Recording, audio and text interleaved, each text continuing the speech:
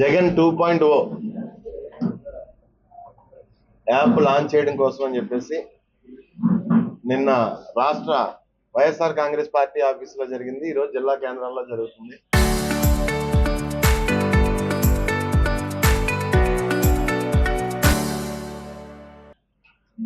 Unfortunately అది తునిలోకి మార్చడం జరిగింది. ఈరోజు ముఖ్యంగా ఈ యాప్ తీసుకురావడానికి ముఖ్యమైన కారణం మీ అందరికీ తెలిసే ఉంటది. ఈ రాష్ట్రంలో 80% సామాజిక మాధ్యమాలన్నీ కూడా ఒక పార్టీ చేతుల్లో ఉన్నాయి. 80% సామాజిక మాధ్యమాలన్నీ కూడా ప్రింట్ మీడియా కానీ ఎలక్ట్రానిక్ మీడియా కానీ వాళ్ళ చేతుల్లో పెట్టుకుని వారు చెప్పిందే ఈ రాష్ట్ర ప్రజలందరూ వినాలి అన్న ఉద్దేశంతో వాళ్ళు ఇప్పుడు దాకా నడుపుకుంటూ వచ్చారు. ఈ రాష్ట్ర ప్రజల అదృష్టం కొద్దీ లేకపోతే కొన్ని అదృష్టం కొద్దీ మనకి సోషల్ మీడియా ప్లాట్ఫామ్స్ అన్నీ కూడా ట్విట్టర్ అయితే, ఎక్స్ అయితేనే, ఫేస్బుక్ అయితేనే, ఇన్స్టా అయితేనే, లేకపోతే యూట్యూబ్ అయితేనే అన్నీ కూడా అందుబాటులోకి రావడం జరిగింది. వాటిల్లో కూడా మేము చెప్పిందే వినాలి, ప్రతిపక్షాలు చెప్పింది కానీ లేకపోతే ప్రశ్నించే గొంతులు వాయిస్ ఎక్కడ వినపడకూడదు అనే ఒక లక్ష్యంతో వాటి గొంతు కూడా నొక్కేయడం జరుగుతుంది. ఏ విధంగా అంటే చట్టాన్ని ఉపయోగించుకుని నోటీస్ పెడుతున్నారు. మెటాకో నోటీస్ పెట్టి ఆ అకౌంట్ బ్లాక్ చేయడం జరుగుతుంది. అలాగే మా తునిలో కూడా చాలా మంది అకౌంట్లు బ్లాక్ చేయడం కూడా జరిగింది. మా తుని నియోజకవర్గంలో కూడా చాలా మంది యాక్టివ్గా ఉండి అకౌంట్స్ అన్ని కూడా బ్లాక్ చేయడం జరిగింది. ఈ ఇబ్బందులన్నీ లేకుండా ఉండడం కోసం, కంటెంట్ పూర్తిగా అందుబాటులో ఉండడం కోసం, ప్రజలకు చేరువయ్యేలాగా. ఎందుకంటే వైఎస్ఆర్ కాంగ్రెస్ పార్టీ వాళ్ళు ఏదన్నా మాట్లాడితే ఆధారం లేకుండా మాట్లాడరు. ఏ ఆధారం లేకుండా వైఎస్ఆర్ కాంగ్రెస్ పార్టీ వాళ్ళు మాట్లాడరు. ప్రతిదీ కూడా పిన్ టు పిన్ డీటెయిల్స్ తోనే మాట్లాడతారు. ఆధారాలు ముందు పెట్టి మాట్లాడతారు.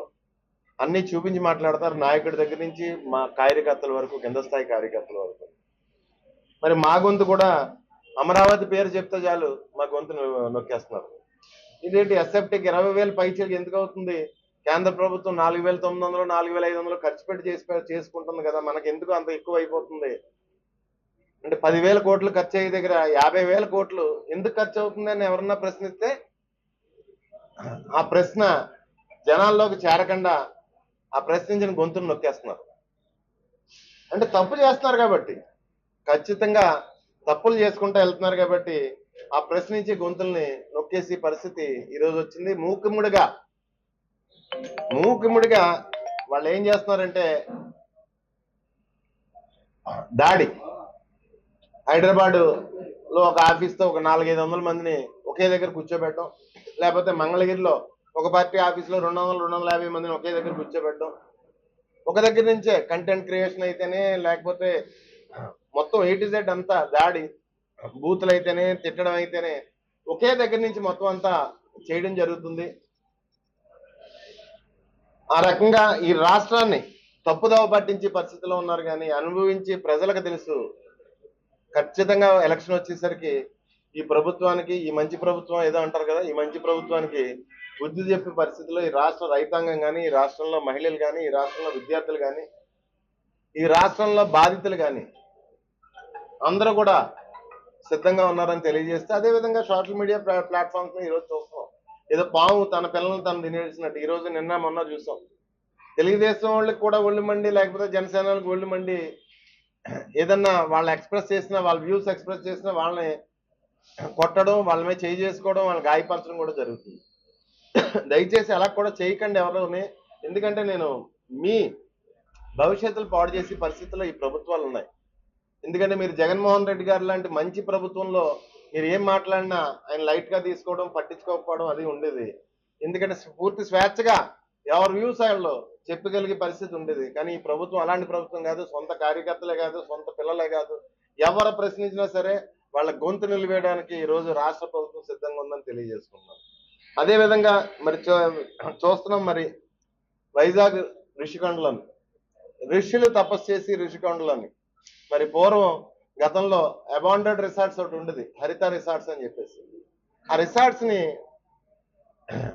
తీసేసి కొత్త బిల్డింగ్లు కట్టారు జగన్మోహన్ రెడ్డి గారు. దానికి ఎంత హడావుడి చేశారు. మరి ప్యాలెస్లు, గేలెస్లు, విధ్వంసం, పర్యావరణం అని చెప్పేసి మరి ఈ రాష్ట్రంలో ఉన్న పర్యావరణ ప్రేమికులందరినీ ఒకే అడుగుతున్నాను. ఈ రాష్ట్రంలో సింహాచలం దగ్గర నుంచి మొదలెట్టి వైజాగ్ లో సుమారు 30 కొండలకు గుండు కొట్టేస్తున్నారు. మరి గుర్తు రావట్లేదా పర్యావరణ ప్రేమికులారా మీకు ఆ పర్యావరణం అని చెప్పేసి అడుగుతున్నాను.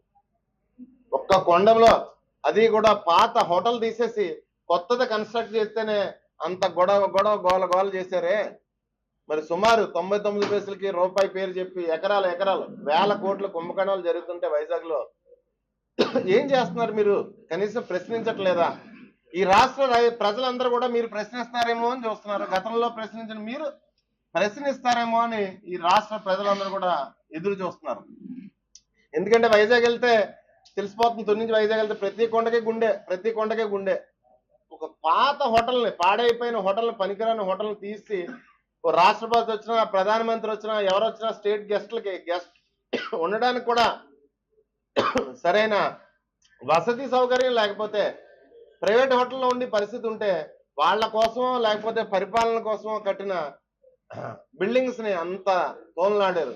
మీకు ఎంత హాయిగా ఉంది. 300 కోట్లు యోగా అంటారు, 500 కోట్లు యోగా అంటారు, లేకపోతే పిఆర్ సెంట్ల కోసం వేల కోట్లు ఖర్చు పెడుతుంటే మీకు ఎంతో ఆనందంగా ఉంది. ఒక్కరు కూడా కష్టం చేయటం లేదు. ముఖ్యంగా ఈ రాష్ట్రంలో పర్యావరణ ప్రేమికులందరినీ కూడా నేను అడుగుతున్నాను. ఈ రాష్ట్ర ప్రజలు చూస్తున్నారు, మేము కూడా ప్రశ్నిస్తున్నాం. ఏం చేస్తున్నారో అంత విధ్వంసం జరుగుతుంటే అని చెప్పేసి మేము అడుగుతున్నాం. అదేవిధంగా ఈ మన రాష్ట్రంలో మళ్ళీ కోవిడ్ మహమ్మారి విజృంభిస్తుంది. దయచేసి ప్రభుత్వం అప్రమత్తంగా ఉండి, ఎందుకంటే కాకినాడలోనే నిన్న మొన్నట్లో కూడా కేసులు రిజిస్టర్ అయిన పరిస్థితి ఉంది. కోవిడ్ పెరుగుతుంది.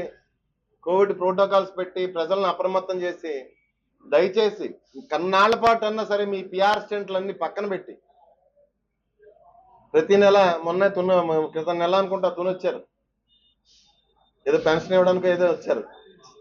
చెట్టు అడావడి కళ్ళు ఇవన్నీ చూసాం. మరి ఒక అమ్మాయికి పాపం ఏదో 50,000 రూపాయలు ఇచ్చారు. మీ ప్రభుత్వం వచ్చిన తర్వాత సుమారు 1,20,000 కోల్పోయింది ఆ పాప. ఒక పిఆర్ స్టంట్ చేసి వెళ్ళారు. అక్కడి నుంచి ఒక్కరికి చేసి వెళ్ళారు. ఏదన్నా చేస్తే సంపూర్ణంగా చేయాలి, కానీ ఒక రోడ్డు వేసి ఆ రోడ్డు మీద నడిచి బిల్డప్ ఇచ్చి రాష్ట్రం అంతా చేస్తామని చెప్పేసి మీరు పిఆర్ స్టంట్లు చేయడం అందాక కట్టిపెట్టి కోవిడ్ మీద దృష్టి పెట్టి ఈ రాష్ట్రంలో వైద్య వ్యవస్థని బలోపేతం చేసి ముందుకు చేయవలసిందిగా కోరుకుంటున్నాం. అదేవిధంగా ఇదే పరిస్థితుల్లో మన రాష్ట్రంలో వైద్య వ్యవస్థ ఉంటే కోవిడ్ని ఎదుర్కొనే పరిస్థితిలో మనం లేవు. ముందు జాగ్రత్తలు తీసుకోండి, తగు జాగ్రత్తలు తీసుకోండి. కోవిడ్ ప్రోటోకాల్స్ అన్ని చెప్పండి, ప్రజలందరికీ చెప్పండి, అప్రమత్తంగా ఉండమని చెప్పేసి ప్రజలను అలర్ట్ చేయమని చెప్పేసి కోరుకుంటున్నాను.